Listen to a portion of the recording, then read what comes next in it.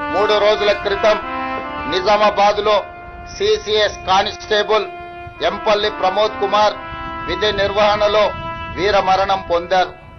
భర్త ప్రమోద్ను పోగొట్టుకున్న అతని భార్య ప్రణీతకు అతి చిన్న వయసులోనే తండ్రిని కోల్పోయిన అతని 3 కుమారులకు వారి కుటుంబానికి ప్రభుత్వం అండగా ఉంటుంది.